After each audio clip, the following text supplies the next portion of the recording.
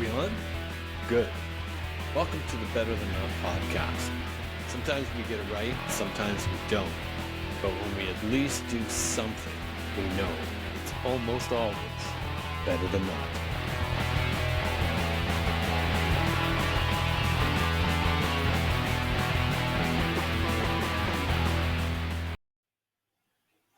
Hi there, and welcome to Better Than Not, the podcast that aims to capture shifting perspectives and thought-provoking ideas in conversation. Based loosely on my series, A Changing Frame of Reference, which you can read on the Substack app, and I hope you will, as it might give you some insight into what this podcast is all about. I'm your host, Doug Gardam, and today I'm excited and thrilled to welcome founder and president of Apologetics Canada, Andy Steiger. Andy, how are you? I'm doing great, Doug. Good to be with you. I'm so pleased that you've been able to spend some time with us today and have a chat. I was going to say, Andy is a husband, father, pastor, professor. He holds his PhD in Theological Anthropology, which I'm actually pleased I can even say. He's also an author of a couple of books, One Thinking, which I like to do. I like to write about and I like to talk about, as you'll find out in this podcast, and another book called Reclaimed. He's also written and authored a number of papers. We first heard about Andy through our daughter. He was her professor at Pacific Life Bible College, one of her professors. And obviously from the title of his book, Thinking, he brought forward a lot of ideas that she loved to discuss with us. Enough so that we attended, I think, an early conference, Andy, in Burnaby that you had Craig E. Evans at. Yeah. That would have been at Wellington. Yes. Yeah. So that was the first time. And then we didn't actually get to meet you until you brought the conference to Barrie, Ontario. And by then we were kind of caught up in this. And then we moved out to Abbotsford and we've attended your most recent ones after the pandemic. The most recent, where you had filmed a documentary and talking about that in Egypt, which no doubt I had some very big interest in. And I got to know you a little bit better at a study that you did with Graham Nickel here in Abbotsford called Questioning Christianity. That's and right. I wasn't really questioning it, but I was wanting to know more about the, shall we say, Bible history and so on. So yeah, that was a great way of getting introduced to many. But what I found out very early on is there were many people seriously questioning it. And both of you did a wonderful job in being able to explain that. I think that's one of your gifts, as we'll find out soon, is you can take very complex things and make them very understandable. Thanks. And those were fun events. I remember that. Questioning Christianity, by the way, is something I love to do. And it's funny, Doug. One of the reasons I love doing it is because I've always been somebody like yourself that has questions and loves thinking about things. And so to be able to provide an opportunity, a space for people to think and talk is a real honor. And if people are interested in that, by the way, in a couple weeks here, Questioning Christianity is going to kick up again for 5 weeks. So you can find out more information about that at Northview Community Church's website or Apologetics Canada. Yeah, no, I was going to say, if you're questioning or just if you have, like Andy was saying, if you have questions, it's very good to have an open air discussion about some of those things that have been around for a long time. The reason why I talked about your gift is one of the questions I had is around defining what hermeneutics meant. And I asked you that question because you hear it in many circles kind of thing. And you kind of just directed, he says, really, it's just about the author's intent. And I thought, man, after all I'd kind of gone through, that was a very simplified way of being able to understand what that word meant. Which I think I'd like to kind of start today around just how do you, I want to know how you got involved originally. I mean, part of your PhD undoubtedly takes you there with theological anthropology. But I the definition around apologetics, because there's a lot of people that kind of go to, I'll say, a root of a word, and it's so close to apology. And kind of defining it how you see it, as I recently read in Tom Holland's book, Dominion, that many were starting to move this into kind of a historical context. Mm. So, how would you kind of define apologetics as you see it for people? Yeah, it's a good question, especially if people are new to that word. As you say, they could easily confuse it for apologizing or something like that. If you're new to that word, it's a Greek word. It's found in Greek literature. It's even found in Greece today. They still use the same word, apologia, and in fact, it means the same thing today in Greece as it did 2,000 years ago. And the meaning is to give an answer or a reason. It's found in the Bible, the New Testament being written in Greek, and the apostles, particularly the apostle Peter in 1 Peter 3:15, 16, is kind of like the quintessential apologetics verse, says that we should be, as Christians, that we should be able to give an answer or a reason for the hope that we have in Jesus. So to just be clear, then in Greek, that word really has a court setting to it. That's kind of the background. In fact, in Greece today, it's still, again, the exact same thing. If you were in court standing before a judge and you had to give an answer or a reason for yourself, that is an apologetic. That's an apologia. So that that's what it is. And so I think that's actually really important, Doug, to appreciate, because I would first and foremost say that apologetics is about you, and because it's often seen as an evangelistic thing. But Mm-hmm. I would say it's a, sure, if you want to think about it evangelistically, but it's about evangelizing yourself. It's about giving an answer, and to give an answer, you've got to know what your answer is. You got to be able to answer that for yourself first before you can give that answer to somebody else. So, with that, that's a very good way of looking at it to me. How did this come into your world? Like, as far as like even beginning to learn about it, like how did this become? And you could almost step it back to, I'll call it Christianity and God, even. But how did that? Because I a big part of what I write about now, that's why it's called a changing frame of reference, is it's a pretty big shift in my world from what I thought about for many years of my life. Hmm. Well, yeah, talk about a changing frame of reference. I never would have seen myself as being the founder and president of an organization called Apologetics Canada. Uh, Interesting. that was never, never in my sights, not even remotely. But it's interesting because, as a Christian, as somebody that believes in God and wants to know God, that opens me up to an idea that I think people need to give serious thought to, because we often ask these questions like, what do you want to do with your life? And I think that you should follow your passions. Particularly as a Christian, I would say, hey, if I'm loving God and God's teaching me to love people, follow your desires. Your desires should be in line with God's desires. But there's this Mm-hmm. caveat that you have to think about, and that is, if you believe that God knows you better than you know yourself, then it would mean that you at some level have to be open to God's leading in your life, because it means that God can lead you somewhere better than you could lead yourself. And I believe that, and that is definitely true of my story. So I would have never seen myself heading into apologetics. However, God knows me better than I know me, and has led me someplace better than I could have led myself.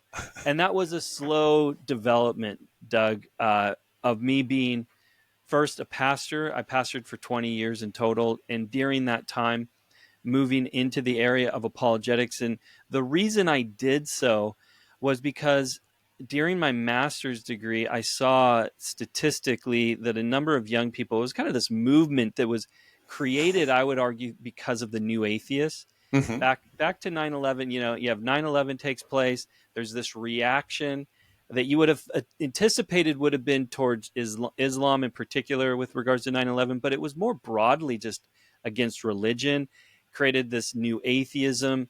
that really challenged religion. Hmm. And out of that, you had a number of people that were leaving the faith, and I felt they were leaving the faith for wrong reasons. Right. Uh, and I wanted to help address the questions that these young people in particular were facing and didn't have, or felt that they didn't have good answers to. And so you kind of begin to take this upon yourself as a means to say, shall we say, we need to be able to find ways to explain this in clearer terms. Well, let me give you an example of what happened. So I was in LA doing my master's degree at Biola University, and I ended up getting connected with this ministry down there called apologetics.com. And it was through a radio show, and they just did an incredible job understanding the culture, speaking the language, and just connecting with people in an authentic way Hmm. with the questions that they were struggling with, and engaging with those.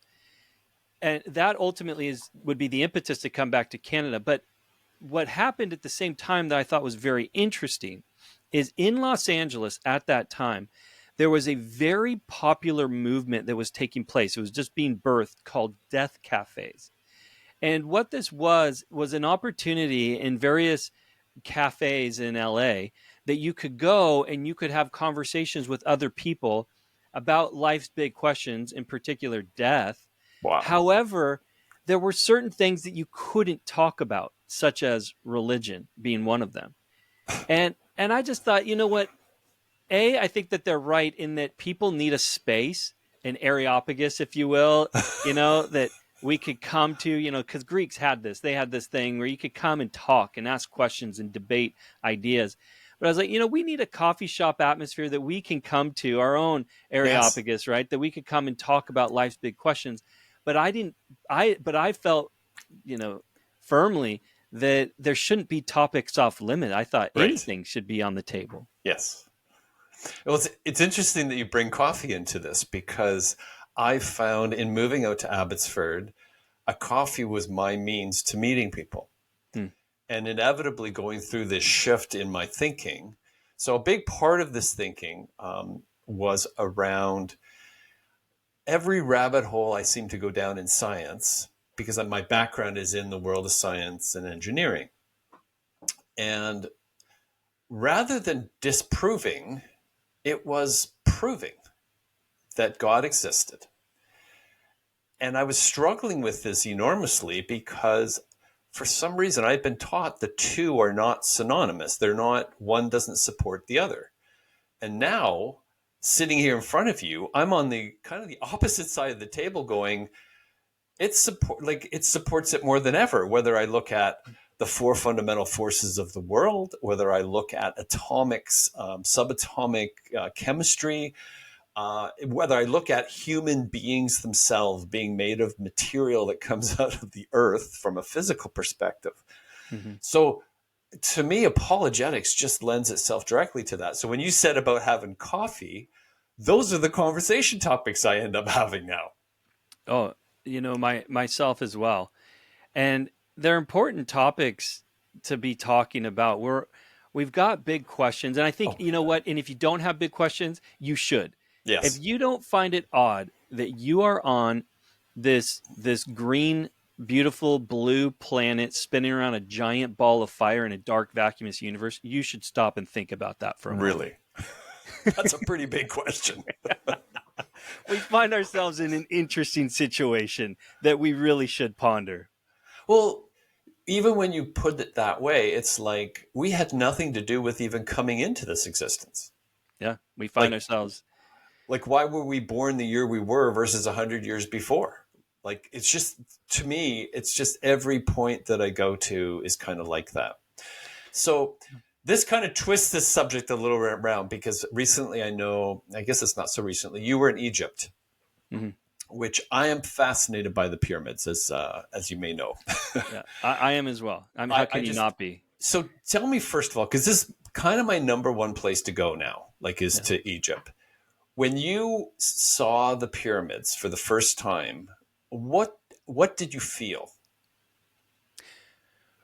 Well, I've seen a lot in my life, and the pyramids I've done a lot of traveling. Is what I mean by that. Right. And the pyramids are very impressive. Even, thousands of years later, that really have been untouched. We Yes. haven't really like tried to fix them up at all. Like we've kind of taken some sand off them, if you will. But I mean, they are still these kind of awe-inspiring structures that are just sticking out of the sand, that are incredibly impressive. But I'll tell you what really impressed me, though, Doug, was I I had the opportunity to go into the pyramids, and I would say that's what impressed me the most, and what was shocking to me that I still just kind of scratch my head at is the size of these stones. They're Oh yeah. humongous. They're just huge,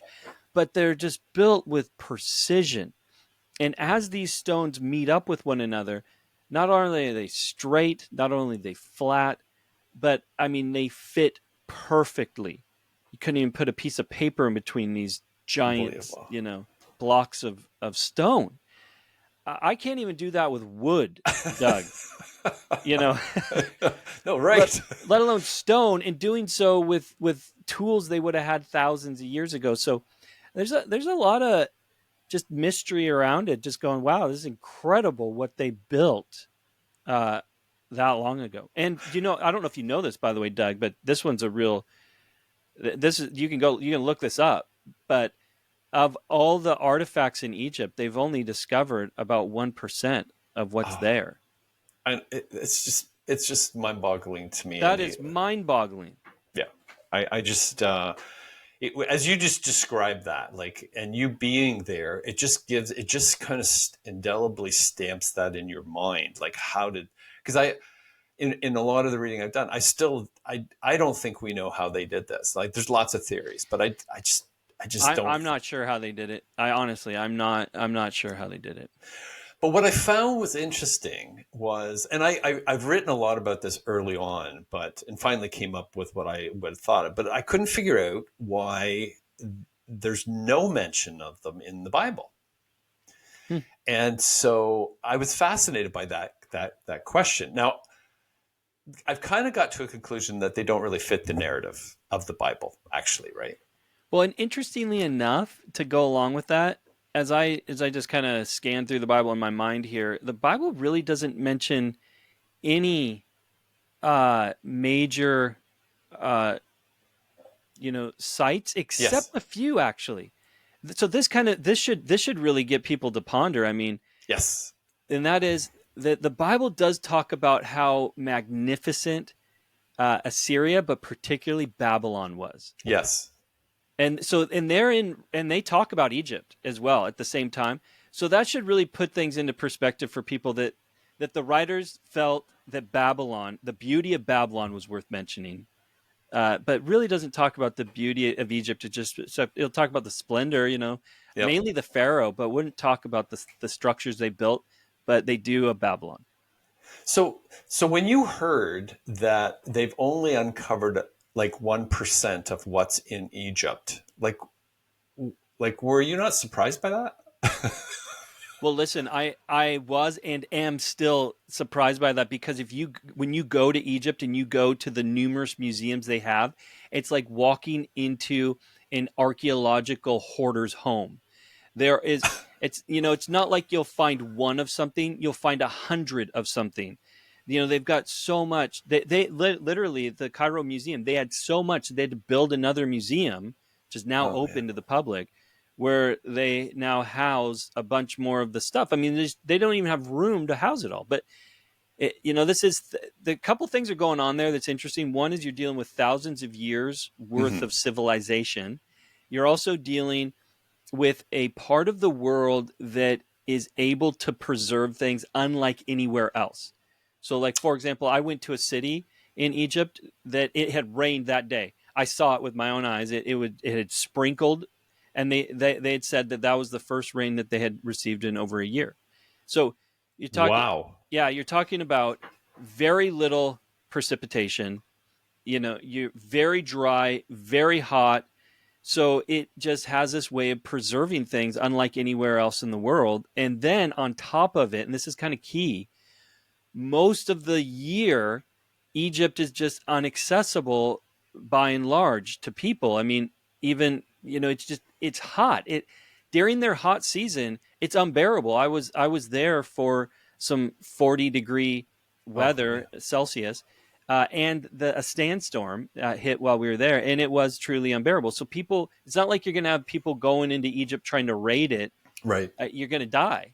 Like Interesting. Interesting that that's the case with that. yeah, and then the sand, with these sandstorms, the sand then covers everything up, and then they're lost to time. So it's like Earth's time capsule is Egypt. To me, yeah, it's one of those things there's so much there. Now, just a little shout out here. You did a documentary on this trip, right? Yeah. Now, is that available to be seen like on in Yeah. Yeah, so it's called Can I Trust the Bible? You can access it at places like Right Now Media, or you can go to apologeticscanada.com, and it is free to access that series. It's a two-part series, 20 minutes each. And the reason we're in Egypt is a lot of people don't real or know this, but the oldest documents we have of the Mhm. Bible come from Egypt. Now, again, given what I just said, that shouldn't surprise you. It's Right. got the right climate to preserve even papyrus, which is most of our oldest documents are made of papyrus. And in fact, one of the sites that we went to, and this is where most things are often found in archaeological digs, is in the dump yards. It's in the garbage, Right. ancient garbage sites, uh, Interesting. and that's where they found uh, many documents that they are still sifting through today. There's tons. I highly recommend to people listening. I highly recommend these that Andy produced through Apologetics Canada. They're very good, and it certainly will open your eyes to questions. And I got to give a shout out, by the way, to Wesley Huff. He works with us at Apologetics Canada, doing his PhD at the University of Aberdeen. Doing his doctoral work at the University of Toronto. And so he was the one spearheading that project. I was his sidekick on it, and this is his area of expertise, and he does a great job with it. So Wesley, interesting that you said he coined a phrase that I just love. And he said, "We started on scrolls, we moved to tablets, and now we scroll through our tablets." Amazing to me. That's just giving you in like 2,000 years encapsulated in one little quote. It was amazing. So with that, when you mentioned the documentaries during the conference, you showed how AI helped with translations. And Yeah. so you could have spoken in English, but when we saw it, you were speaking either Hebrew or whatever the language you chose. Could you Yeah. tell a little bit about that? That was amazing. Yeah. So this is part of my doctoral work in the area of theological anthropology. So what it means to be human, I approach it in my doctoral work philosophically and theologically, which inadvertently, given the work that I did, was heavily invested in the area of artificial intelligence. Right. So that's always been of interest to me is AI, and I'm trying to think throughout us doing this series, we had got in connection with some contacts that we have in the area of AI, and they introduced us to some cutting edge technology that we are still working with today. We're on the front lines of this, helping develop this software that's unique in that right now there is plenty of software that can change your voice to another language, and that's what we do in the video that you watched. Is as the video went on, it just switched languages, but as we were talking. Amazing.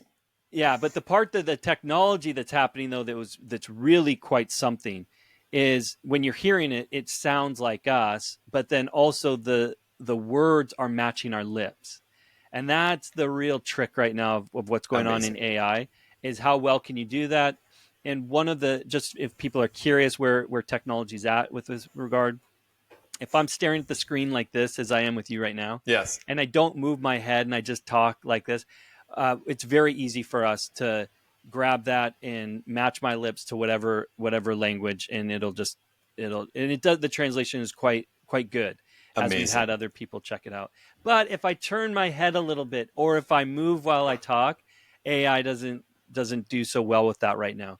So that's where we're kind of helping with training models and using software that's getting better at the more difficult stuff. Well, It's this is very to time me. consuming. Oh yeah, I was going to say this is the thing that I find kind of amazing is that you kind of know now it's only going to get better. Like Yes. like this is the part that's hard to deal with for us, I think, as humans. But this is a great segue because talked a little bit about AI and around this idea of it becoming sentient.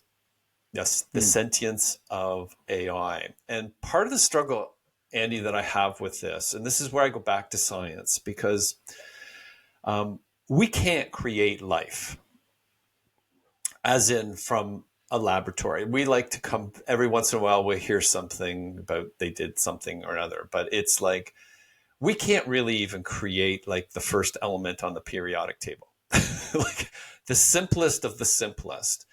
And I think part of that's because and this is where I think the God comes here will come is part of all of it. But we really have trouble with infinity as humans. Like though we go deep into the atom and the cells and what makes it up, we're limited by how much technology and theoretical, shall we say, physics we can apply to that. And we always seem to be discovering, like in the last 100 years, we went from basically 150 years, Darwin's time, a cell being like basically a glob of protoplasm to like how many depths is there. So my Mm. question is, what is your perspective in dealing with this and the troubles with this? Because I also think it's not that it can become sentient. And what I mean by that is reasoning and having senses like a human Yeah. ability, but that we believe it is. Yeah. Man, it's a great question. As you can imagine, having done my doctoral work in this Oh, this subject, it's something that I think a lot about, I write a lot about, and I talk a lot about. So I appreciate you asking the question because it always uh, I always enjoy talking about it. But I want to say a couple things first. One is you're absolutely right when we're thinking about where we're at scientifically. You know, for a long time we thought physics was complicated, but what we've seen is that biology is oh, far oh. more complicated.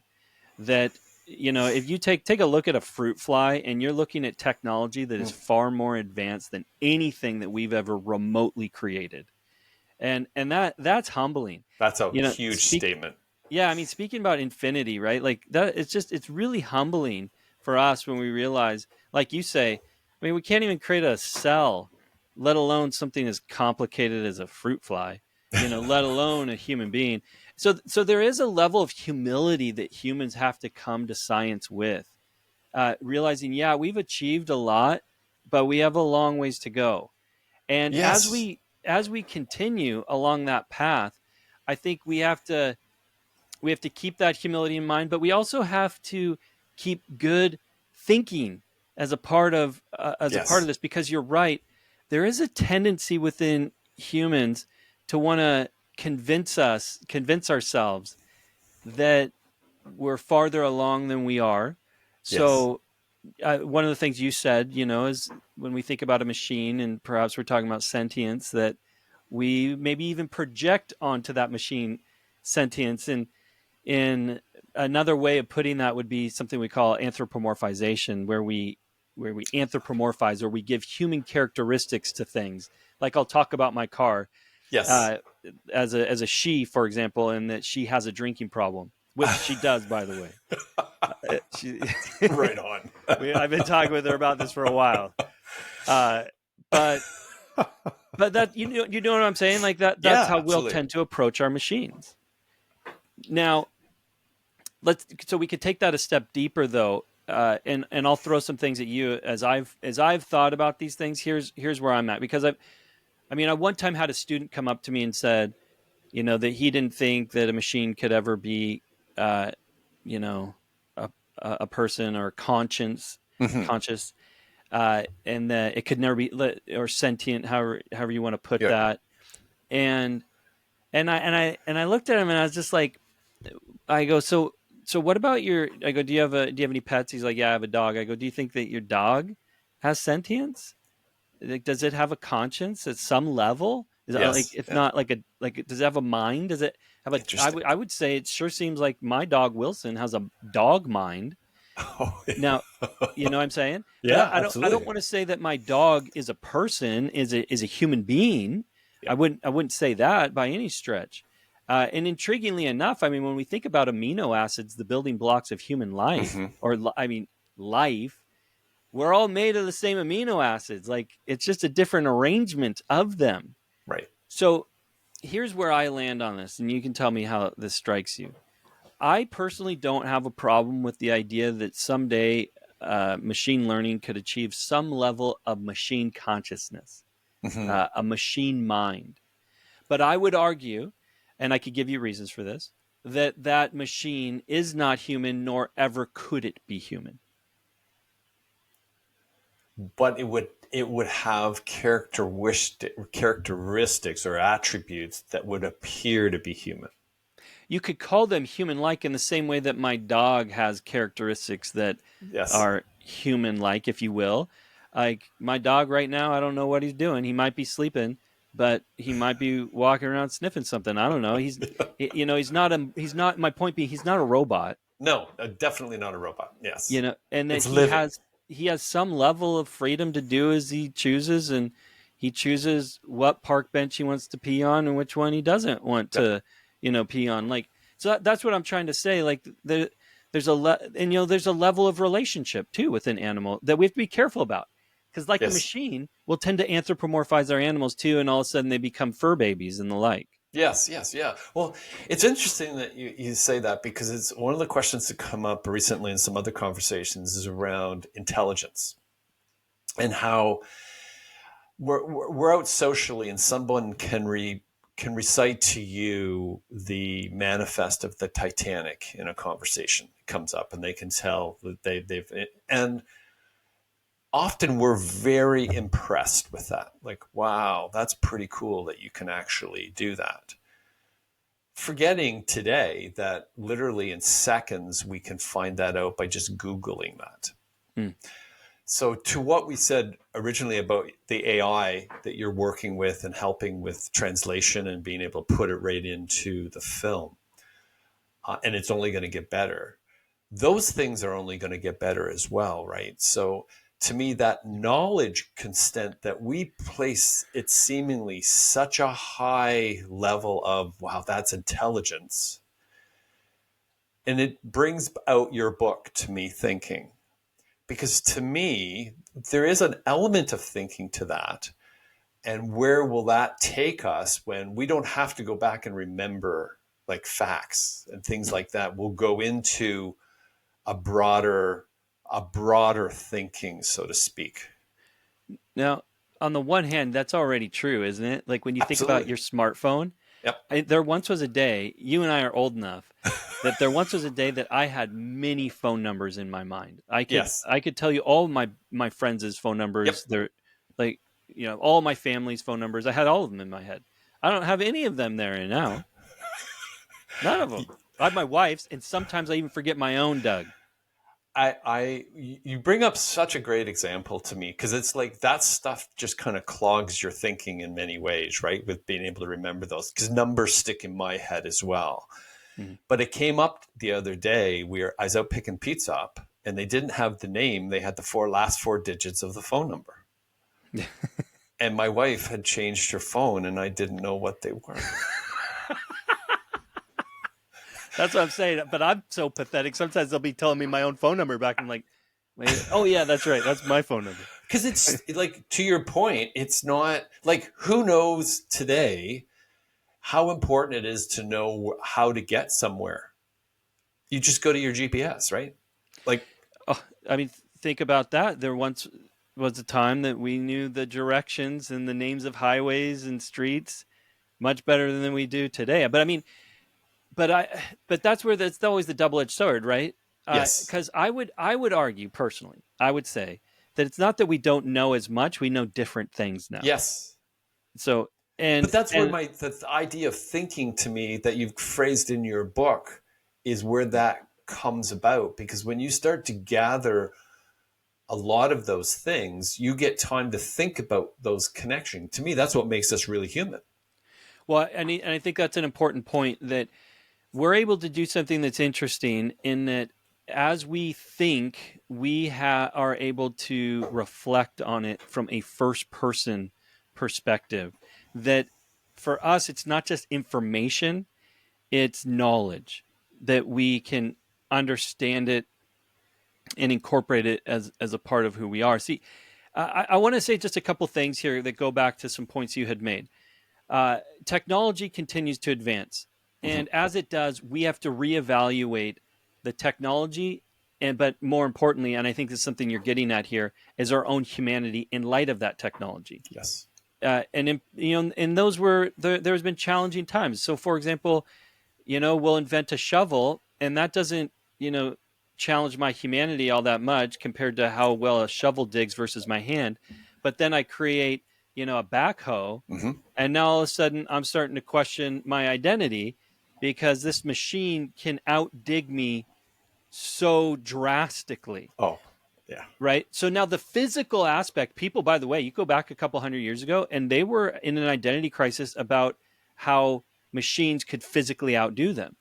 But now we're in an identity crisis mode because we have machines that can outdo us intellectually on Yes. the same scale as a shovel versus a backhoe. Good We point. don't even compare to what the level of processing that these AI algorithms can do. What Yes. that we call machine learning, and just so that maybe a listener can fully appreciate what we're saying, that these algorithms are able to do, that's important to appreciate, is that when we think, we're able to think in three different modes. And maybe one of the ways that to put this that's kind of helpful for people is to think about driving a car. And I have a son, he's 17, getting ready to take his driver's exam. And I had to help him drive. It was terrifying. I'm sure you have gone Yep. through that yourself. Absolutely. Terrifying is the right word for sure, Andy. But when you teach your child how to drive, there's three forms of knowledge at play. The first is they need to study the book. They need to learn the knowledge, the factual knowledge of driving a car. But both you and I know factual knowledge of driving a car is not sufficient to drive a car, Yes. right? So then they pass their test. And before they pass that test, of course, there's the second type of knowledge that they're acquiring, and that is an experience of driving a car. They've been a passenger. They've sat in the back seat, and they know how the car works. They've seen it work. They've participated in its working. But yet again, that isn't sufficient to drive a car as much as they might think it is. Yeah, Yes. being a passenger, having an experience of it is not enough. So there's this third type of knowledge. It's a doing kind of knowledge. Mm-hmm. Now, this is what we in philosophical terms would call a tacit knowledge or silent knowledge. And that is that it is a kind of knowledge that cannot be made explicit. There is no way to take that kind of knowledge, and there's no way to sit your child down, for example, and be like, okay, I don't want to have to deal with you getting behind the wheel. Yes. I'm just gonna tell you how to drive a car. I'm gonna walk you through it step by step.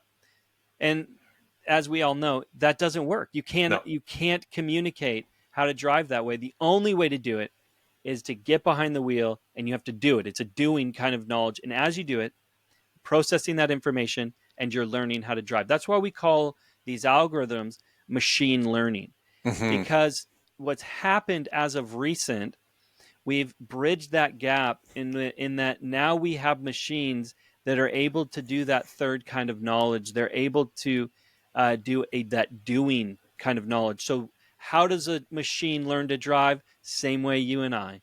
How does a machine learn to play chess? Same way you and I. They have to do it. And as they do it, they get better at it. They're just able to do it more and process more information than we are. Now, intriguingly enough, there's some things that they excel at because the boundaries are clearly defined, such as Right. playing chess, Go, or Jeopardy and the like. That's easy. Now, we all know, though, that driving a car is complicated. There's too many variables. And so that's where we're watching right now that Yes. machines are struggling. They're doing it, but they're struggling to do it. So great question, because this is wound up numerous conversations around these driverless cars, Yeah.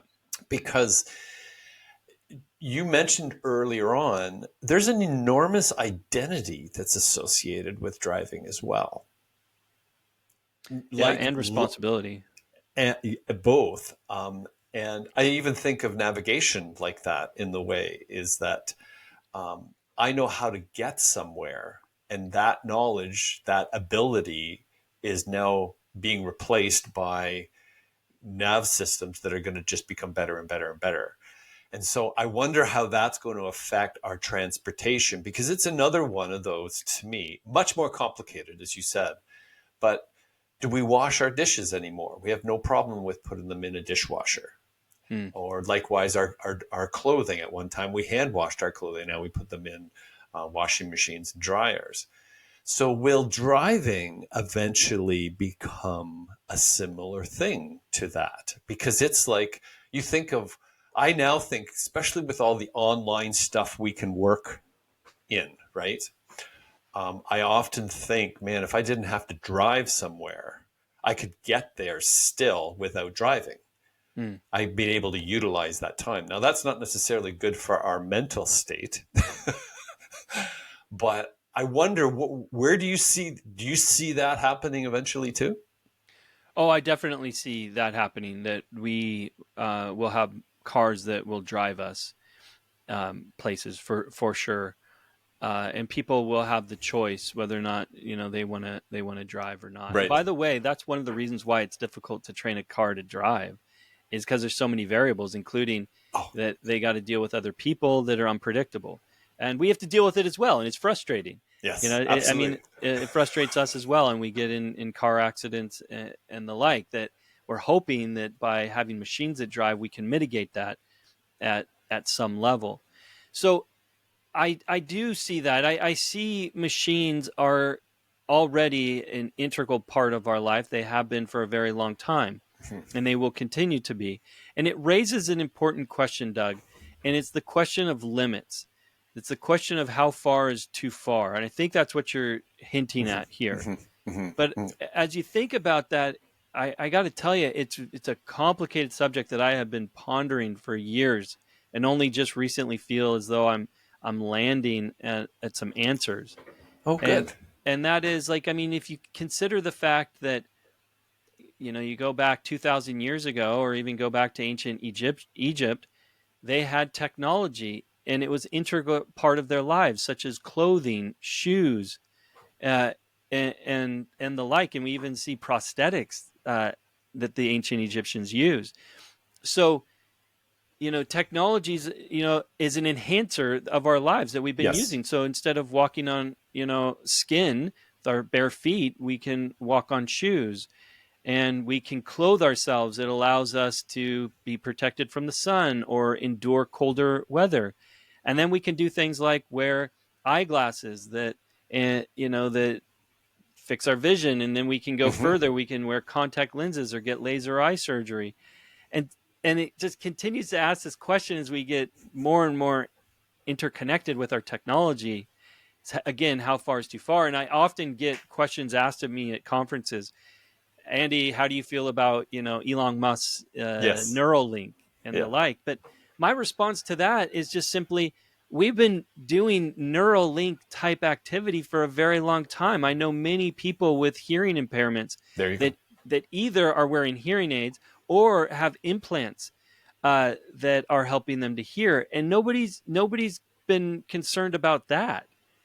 No, and you, laser eye surgery as another, enhancing your vision, right? There's a Yep. lot of different. I mean, they say if you have knee problems, just keep waiting, because eventually they'll be able to cure those without you having to have surgery, right? Right. which we should be thankful for. Oh, But absolutely. but I it think raises the question: how far is too far? well, the reason why I kind of go there, and this is kind of goes back to things that I've heard, and that is, and a part, I would say, an enormous part of what brings my interest to the Bible, this ancient text that divinely was created. There's no other way of being able for me to describe it, Yeah. and it seems to capture all of it, and where, like, for example, people concerned about how people are interpreting it through AI as an example. Will AI shift what's actually there and how we understand it? And to me, I feel like it's linked to where our technology goes, and in helping to explain what is there and what is not. Like, it's like, I think of Philippians 4:7, where the peace of God surpasses all understanding. And this is where I think we struggle with the word not only with the word, but infinity itself, because we can't create it. And so we can utilize lots of things that have it within it. I mean, obviously we get metal, we get plastic, and they're all made of atoms, which to me, each atom kind of has infinity inside it almost. And How I do hear you what you're see that though happening with the Bible in that sense? by the way, I think I understand what you're saying, because when you either look through the microscope or the telescope, you are confronted with a world that is either smaller than or bigger than your mind can comprehend. You know, Beautiful way of looking at it. Yes, yes. yeah, that really is terrifying in some ways, because you can't capture it in your thinking. You must submit to the It's out reality, of our control. yeah, that you're finite, Yes. and that there are things far, far greater than you. And then God comes into the equation, and now we're talking about something, that God is even greater still. Yes.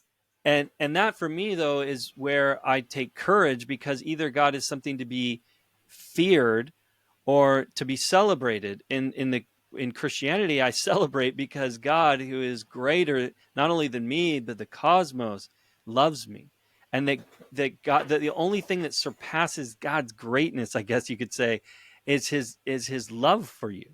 Mm-hmm.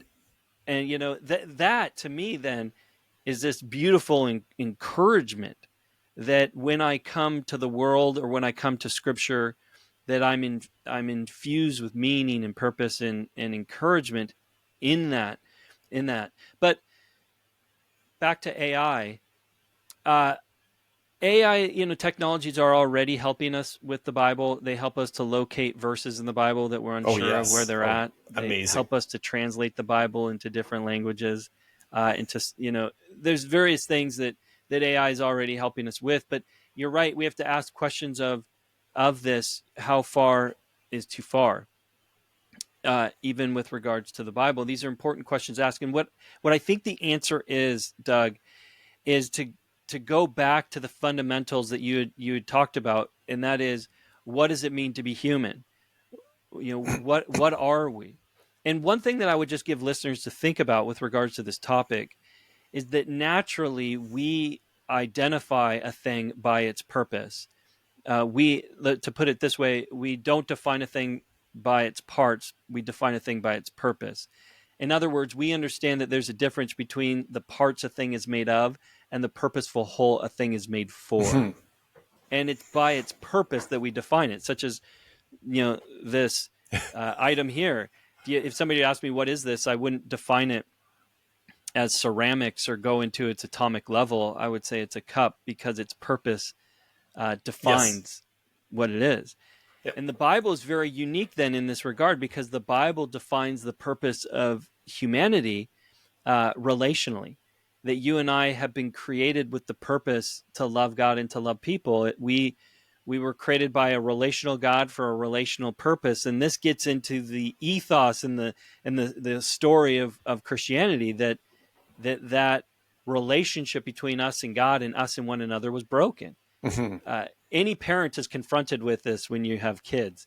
I never had to teach my kids to break relationship. That came naturally. I had to teach them to reconcile Yes. relationship. Interesting. And the Bible is about reconciling our relationship with God and learning through God to reconcile our relationships with one another. And that, in fact, what this is actually is a participation in what it means to be human. Now, I want to just throw a I like thought that. out there for you that kind of puts this maybe into perspective. And I don't know why, but I always like to use Ferraris as an example. Maybe it's because, Doug, I'd like to own a Ferrari. I don't know. That's not happening, though. But imagine you got a Ferrari. You and I Yes. all know the purpose of a Ferrari. You know, of a Yes. car in general is to get from point A to point B. The purpose of a Ferrari is just to get from point A to point B, looking good, going fast. And you could ask the question then, if you're driving along and you see a Ferrari with a flat tire, is it still a Ferrari? And the answer, of course, Interesting. is Of course. yes. Yeah. It's still a Ferrari. And what's interesting there Oh my is goodness. that a thing does not need to achieve its purpose to still be that thing. And the Bible ultimately is giving us a similar message, that we're like a Ferrari with a flat tire. We have a broken relationship problem. Yep. And that the Bible is seeking to mend that flat tire, that broken relationship, that our relationship with God could be reconciled, our relationship with one another could be reconciled, and that we would be like a Ferrari that's driving and it's fulfilling its purpose. And this is key then, because we often talk about, especially these days, human purpose, human flourishing. But flourishing is tied to purpose. You don't know how a thing flourishes unless you know what its purpose is. Yes. Right? So a Ferrari with a flat tire is not a flourishing Ferrari. No. In the same way that a human outside of relationship with God and right relationship with one another is not a flourishing human. Interesting. I know I've given you a lot to think about there. Well, you know what I didn't think I would go there today with this, but this is one of the things that when you talk about that flourishing part that has been very profound for me in Apostle Paul's writing, particularly I'll say in Galatians, where he talks about we're justified through faith and not through works of the law. And it's interesting you pick Ferrari, because I think of our society at large, especially in the Western world, we're so taught, like, to get a Ferrari, we have to earn it. Do you follow what I mean? Like, we have to go out and we have to earn it. Yeah. And yet what Paul is saying is we need to have faith and belief through love. And we can't earn it. That's God's love in that sense. But yet everything we seem to confront in our world that we live in is all, well, we even look down on people that get it without earning it, so to speak. Yeah, you know what I mean? Like they win the lottery, so we're gonna. Well, you didn't really earn it, so now you could buy your Ferrari. But the guy who's out, the person who's out there using your shovel to dig a hole and earning their way, that is something. And yet Paul is almost turning that upside down. Yeah. And that's why, like, when you said the Ferrari, like the brokenness, it's still a Ferrari. But in our world, to get a Ferrari, we have to earn that. I think that's the beauty of the gospel, is that this God that is the creator of the heavens and the earth is the creator of humanity. Yes. That we didn't and we can't create ourselves, that we are created, that we were created for a purpose, and that God loves us and created us in his own image and likeness, that we are like God in this way, that God's relational and you and I are relational. I think there's obviously a lot more going on there with the theology of, the Imago Dei, or being made in the image of God. But at its foundation, that we're similar to God in this way, that we're relational. But you're right. That relationship can't be earned. And we understand that, though. I mean, that's one of the reasons we think that love is so beautiful, that when you get married is such an incredible moment, or when you fall in love is just this incredible moment, that person chose you. You can't earn that. They gave it to you, and that's what makes it so valuable. So there is this kind of irony going on there. On the one hand, things that are given to you are seen with not having a lot of value in some regards, but then things that are given to you, depending upon what it is, are seen with infinite value Yes, yes. because it can't be earned. And ultimately, our relationship with God can't be earned. It was given to you as a gift. Well, I know because we did a recent study, Galatians at men's Bible study, and that was a very profound moment for me actually, and it's fairly recent because it was just there's this such a super strong propensity within us to earn, like it just like I agree. you, it's just it doesn't seem to matter what it is, Well, like think about when you get in an argument with your wife. I'm sure that never happens with you, of course, Doug. But yeah, when I get into an argument with my careful wife, with experience. we tend to want to earn back their forgiveness. Yes, We want to do do something. things. Yeah. Yeah, and it's interesting when you pick love as an example, right? It's almost as if when that person comes, which we can't really explain, they don't have to earn that. It's just there. It's a Yeah. really it's a bizarre concept that you've brought up here to me. It's like Mm. because it's like well, if you go to your human brain part in the analysis and you go and say, well, this person ticks off all that list, but that's not who I love. Or I shouldn't say it that way. That's not who I'm attracted to, so to speak, right? We're Well, I supposed think to love everyone. yeah. And I think if I understand you correctly, at the end of the day, love is a choice. I sometimes wonder that, Andy. I think that's a great question. I think it's really a good question because I sometimes wonder, do we choose who we love? Like It, it's just one of those things to me that I don't always think like there's a choosing that goes on for sure that we're yay or nay, but what is it that attracted us to that person in the sense of being our lifetime partner, as an example? I understand what you're saying because ultimately, what I think you're getting at is a deep mystery, and Yes. perhaps it's just the beauty of love itself is that there's something about it that can't even be captured with words. And that's the limitation of our language. And this is you kind of brought me to another thing that I was hoping we would get to, because I heard the other day that one of the big apologists was C.S. Lewis, and I know you like C.S. Lewis. Yeah, I mean, how can you not? I find the more Screw Tape Letters has become literally one of my favorite books. I just cannot Yeah, believe what's contained in that book. yeah, But he wrote something to that mystery that I love, because I wrote a lot about free will. I struggle a lot with free will because I think of you've got these planets, this whole universe from the very, very big. We've got the four fundamental forces. All of that we had nothing to do with. hmm. We go to the very, very small, as we talked about earlier, subatomic level, no atoms and things like that. So where is that? Where is the line drawn where we suddenly get to have free will and we get to decide? So I got to the end and I said, I choose to believe we have free will. I can't really demonstrate it, but I got to the point in reading Lewis where he said, there are things we can figure out and there are things we cannot figure out. And sometimes it's best to let the ones we can't figure out go. I'm paraphrasing his eloquent way of saying it, but I think that's what I understood from that.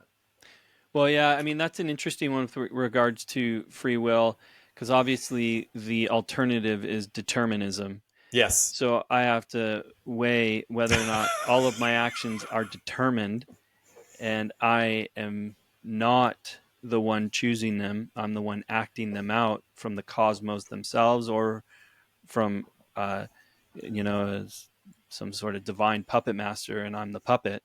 I don't like how that makes us feel. Right. Or I do have free will. But one of the things that you get into a conundrum if you go the determinism route is if determinism's true, all that you can know is what you were determined to know. Yes. So in that case, you get yourself into a weird Oh situation my that you goodness. were determined to question whether or not determinism was true and whether or not you have free will and the like. And I think at some level you have to go with what common sense experience of the world that you are experiencing tells you is true. And in philosophical terms, one of the things that we can think about is what we would call a reductio ad absurdum. And that's just a fancy Latin way of saying, does an idea reduce to absurdity? Because if it does, perhaps it just is absurd. And I would argue that determinism fits into that category. Yes. Yeah, that's I like the way you stated that. That was very, because it was part of what I started to get into, because I felt that I spent a lot of my life following rules and man's rules and stuff like that, and kind of got to the point where I climbed the ladder, but I thought it was on the wrong building. Do you follow what I mean when I say that? I like that. And I do. People will tell me it was the Holy Spirit that came into it. I don't know what's brought this huge thing on, but I tend to like to think of it as, and this is why I want to ask you this question: is many people use the word God's plan, Hmm. and I think of plan like what we plan, and I say we plan, but very very rarely do our plans actually come out. Like if we actually measured it, I think we would feel like literally hopeless, because we get ourselves figured that this is how it planned. But I'd like to use the word design, because Hmm. God, what he puts in place, maybe it'll happen, isn't like that. It happens. It's a design. Like Yeah. it's going to happen. And the question I'm asking here you is, how you look at this, and do you have a word for that? Because I find plan is too human for God. Yeah. Well, I think that there's layers to what you're asking in Mm-hmm. that on the big, umbrella of all of this is that God is sovereign, that God is in Yes. control, that God is the designer, that he knows where everything's going. But yet at the same time, I would argue that God hasn't uh, that God hasn't predetermined for these things. So I make a distinction, Doug, that you might find interesting. That I think I would argue is biblical. You can easily find other people that would argue against me on this, but I'd be happy to show them where they're wrong. Uh, but I would make a distinction biblically between predestined and predetermined. And I can give you an illustration with my son. I have predestined my son to go to college. I have not predetermined him to go to college. Okay. So, in predestining, I'm saying that I have ordained things in such a way that he can, and I would like him to go to college, but he can choose otherwise, sort of Mm-hmm. idea. And I see this in the Bible because we have to contend with two ideas in the Bible. One is that God is sovereignly in control of everything, and that I am responsible for my actions. That sin is Yes. not God's doing, it is my doing. So Oh, these two that's things need to be held in tension. And the only way that I can hold those things in tension is to say that God's in control. God has designed for my good, but I can do otherwise, and that doesn't take God by surprise, nor does it thwart His ultimate plans. Uh, and that's a way that I see it. no. It's an interesting way of looking at it. Is that because as soon as you said that, I was thinking of the fall in the Adam and Eve story, right? Yeah, And the she chose to do that, right? yeah. And Adam was right there beside her, and he chose to Follow go her. along with it. Now, what's Yes. interesting there is, we're our freedom, of course, is limited in some regards because it's not like Adam and Eve chose to be humans and to live and to be alive. So on that note, they were determined to be by God. Yes. So we can't say that there's no determining, because there is, and God has His plans that will come to completion. Yes. But yet within all of that, they chose, and we can choose. Interesting. So with all this, Andy, what is it that, so as an example, um, I see the top of a summit that I have to climb up to, and I see it, and I think the effort, and I kind of go, I can't do that. I'm just not going to do that. Now, what we've been conversing about, um, we know we can't know everything. We also know there's going to be some of these mysteries that we're not going to know, as Lewis kind of said in such a elegant way. And by the way, the older you get, the more you realize that how little you know, and that you can't know everything. Well, Einstein said it, right? He I said, can't even like, know where my keys are some days. I'm learning more and more about less and less until I'll know everything about nothing. And if that mind could think that way, well, it's humbling by no means. But what I find interesting, though, Andy, was the fact that it doesn't stop our pursuit of it. Right, nor should it. It's like I feel more charged today than ever to be, I just like learn more, just trying to understand and put these things together. I saw a video where Jordan Peterson said that there's something, you probably know this, there's something in our brain chemistry that makes information similar to food. Like we can't live without it. Well, it's interesting. I would even maybe put it in a bit different way with regards to, or within the context of worship. Because for me, Doug, before I became a Christian, I didn't grow up in a Christian family. I grew up in a fairly broken home. I was convinced that God existed, but I wasn't convinced that God cared that I existed. And in particular, I was of the belief that life was meaningless, that there was really no purpose in all of this. We live, we die, and that's it.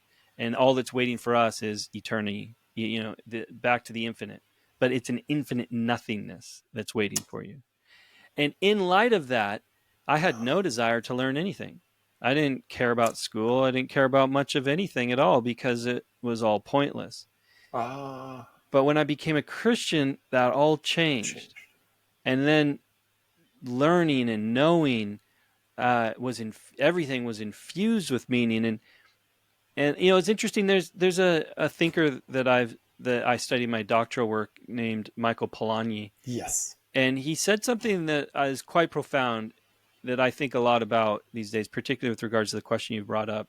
And that is, when he was confronted with Christianity and Jesus in particular, he writes in his book Personal Knowledge that that Jesus provides something quite unique. He calls it the comfort of the crucified God. And what he teases out is quite profound. As he says, when you come to a scientific discovery, as he had many times, he was a renowned scientist, physical chemist. He said, your discovery will, infuse you with awe for a time, but it's short, maybe a day or two, maybe a week, if you're lucky, a month. And he said, but then you could come across something like a beautiful painting. And a painting, it'll draw you back more, maybe even a year or 5. But eventually it'll lose. Eventually that well will run dry. But he said, but Jesus provides for you a well that will never run dry. That's why he calls it the comfort of the crucified God. That you will come back to this well over and over again, and it will continue to leave you in awe and inspiration. And that is definitely true of my life. And in fact, this is one of the reasons why Colossians chapter 2 is one of my favorite, sections of scripture. Verse 3 says, Paul says that in Jesus are hidden all the treasures of wisdom and knowledge. And I believe that, and I have seen that. And so for me, I guess what I'm trying to say then, Doug, is that I love information too, and it infuses me with joy and meaning and passion. But I would say in many ways, I think it's because it's an act of worship to know the Creator. I like that. I like that. In fact, that's probably a good way to wrap our to end this session, this conversation, which I don't want to end actually, but I also Yeah, I really enjoyed realize your time. And Andy, is there anything, like, if people want to know more about you, Apologetics Canada? I know apologetics.com. Is that correct? apologeticscanada.com. If you want to find out, especially those documentaries, you for could those go to of you apologetics.com. Those are good friends of mine over there. Love those guys dearly. But yeah, that's the one you spoke of early on. Yeah, that's right. That's right. Okay. And it's funny. That's how we got our name. I came back to Canada from LA thinking we'd be apologetics.com Canada. We ended up just dropping the .com, and that's how we became Apologetics Canada. Oh, okay. That's very cool. That's very cool. So, do you have any conferences or anything else coming up that you'd like to promote, tell people about? Yeah. I'd love to do that. We have a couple events coming up. Our most recent conference coming up is in Ontario. It's on November 8th and 9th. So if anybody is over on the more central Canada that's listening, they can take a look at that conference. It'll be coming up shortly. Where is that? And that is it's in it's at Glad Tidings Church in Hamilton. Hamilton? Okay. Yeah.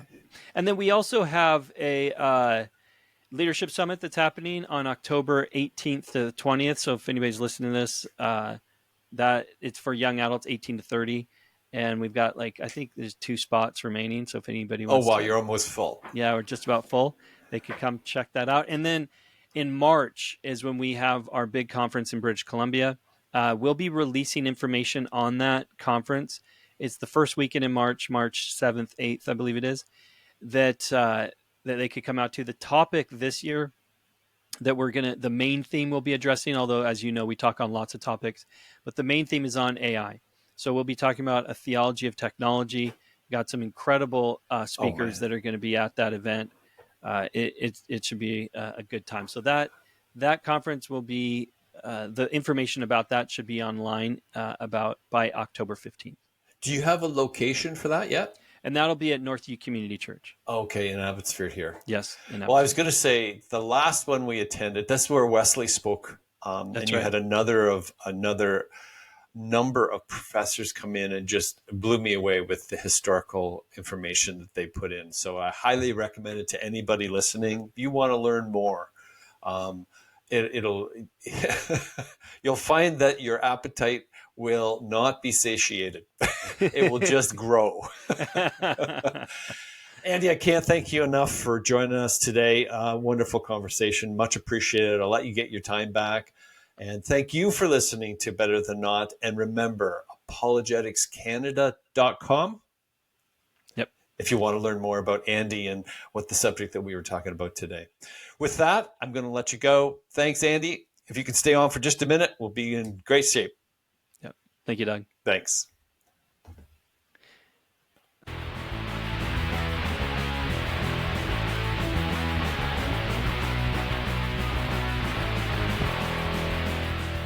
Are we on? Good. Welcome to the Better Than Not podcast. Sometimes we get it right, sometimes we don't. But when we at least do something, we know it's almost always better than not.